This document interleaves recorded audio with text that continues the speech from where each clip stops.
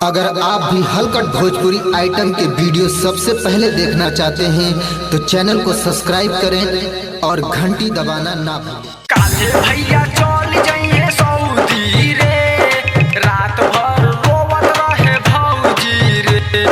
काले भैया चल जाइए सऊदी रे, रात भर रोवत रहे भौजी रे। काले भैया चल जाइए सऊदी रे, रात भर रोवत रहे भौजी रे। रात भर रोवत रहे भौजी रे। काले भैया चल जाइए सऊदी रे, रात भर रोवत रहे भौजी रे। चिंता में बिया पराई जैतिया, कैसे भराई अब हौदी रे। काले भैया चल जाइए सऊदी रे, रात भर रोवत रहे भौजी रे। काले भैया चल जाइए सऊदी रे, रात भर रोवत रहे भौजी रे। रात भर रोवत रहे भौजी रे।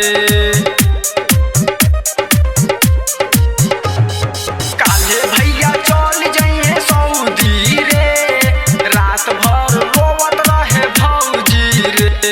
काले भैया चल जाइए सऊदी रे, रात भर रोवत रहे भौजी रे। धई के निभैया के रोवत रहली, रात भर सूरत निरेखत रहली।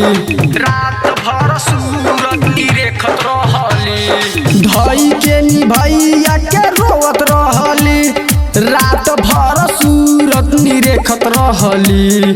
काले चली जाइए सजनवा रे, रात भर रोवत रहे मनवा रे।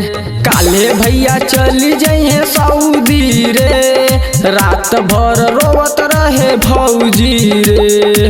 रात भर रोवत रहे भौजी रे। काले भैया चल जाइए सऊदी रे, रात भर रोवत रहे भौजी रे। दिली पवन 3 साल बाद आई है, गुडू बेदर्दी कैसे जी पाई है। गुडू बेदर्दी कैसे जी पाई है। दिली पवन 3 साल बाद आई है, गुडू बेदर्दी कैसे जी पाई है। सत्यम नीरज सुनील भइले परनवा रे, परदीप राज गइले गनवा रे। रात भर रोवत रहे भौजी रे, काले भैया चल जाइए सऊदी रे।